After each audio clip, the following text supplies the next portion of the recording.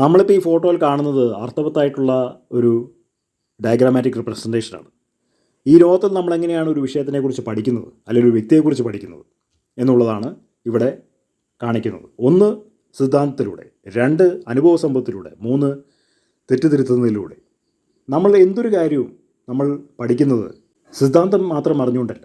ഇപ്പോൾ ഉദാഹരണത്തിന് 10ാം ക്ലാസ് വരെ നമ്മൾ നോക്കിക്കഴിഞ്ഞാൽ ഏറ്റവും കൂടുതൽ മാർക്ക് വാങ്ങുന്നത് പെൺകുട്ടികളായിരിക്കും. കാരണം അവർ കാണാതെ പഠിക്കുന്നവരാണ്. അവർ സിദ്ധാന്തം മാത്രമാണ് കാണാതെ പഠിക്കുന്നത്.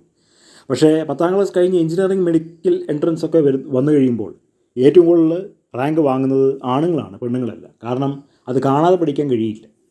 അത് അനുഭവങ്ങൾ കൊണ്ട് മാത്രമേ പരീക്ഷ എഴുതി പാസ്സാകാനായിട്ട് കഴിയുള്ളൂ. കാരണം ബുദ്ധി നന്നായി ഉപയോഗിക്കണം. അതുകൊണ്ടാണ് എഞ്ചിനീയറിംഗ്, മെഡിക്കൽ എൻട്രൻസ് ഒക്കെ ആൺപിള്ളേരെ കൊണ്ടുപോകുന്നത്.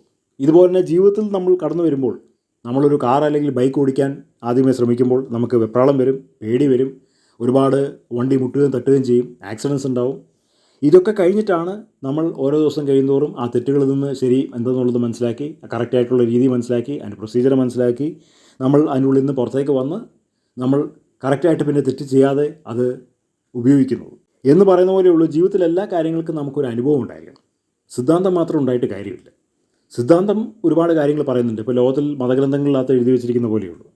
മതഗ്രന്ഥങ്ങളിനകത്ത് ദൈവത്തെക്കുറിച്ച് പല കാര്യങ്ങളും പറയുന്നുണ്ട്. പക്ഷേ ദൈവത്തെക്കുറിച്ച് അങ്ങനെ പല കാര്യങ്ങളും പറയുന്നത് കൊണ്ട് ഒരാൾക്ക് ദൈവം ആരെന്നുള്ളത് തിരിച്ചറിയാൻ വളരെ ബുദ്ധിമുട്ടാണ്. ദൈവത്തെ തന്നെ സ്വയം വെളിപ്പെടുത്തി തന്നാൽ മാത്രമേ നമുക്കത് മനസ്സിലാക്കാൻ കഴിയുള്ളൂ.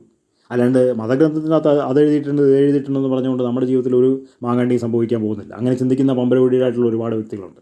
ഇതുപോലൊരു രാഷ്ട്രീയ പ്രസ്ഥാനം മന്ത്രിസഭ ഉണ്ടാക്കി കയറി കഴിയുമ്പോൾ നിയമം പലതും പറയുന്നുണ്ട്. പക്ഷേ രാഷ്ട്രീയ പ്രസ്ഥാനത്തിന് അവരുടേതായിട്ടുള്ള സാപതാല്പര്യങ്ങളുണ്ട്. ആ സാപതാല്പര്യങ്ങൾ പ്രകാരമാണ് അവർ കേരളം ഭരിക്കുന്നത്, അല്ലെങ്കിൽ ഇന്ത്യ ഭരിക്കുന്നത്.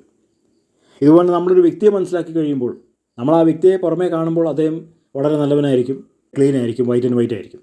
പക്ഷേ ആ വ്യക്തിയുമായിട്ട് കൂടുതൽ അടുക്കുമ്പോൾ, അനുഭവങ്ങളിലൂടെ അടുക്കുമ്പോൾ, ആ വ്യക്തിയിൽ നിന്നുണ്ടാകുന്ന തിക്താനുഭവങ്ങളുടെ അടിസ്ഥാനത്തിലാണ് ആ വ്യക്തി ആരാന്നുള്ളത് നമുക്ക് മനസ്സിലാക്കാനായിട്ട് കഴിയുന്നത്.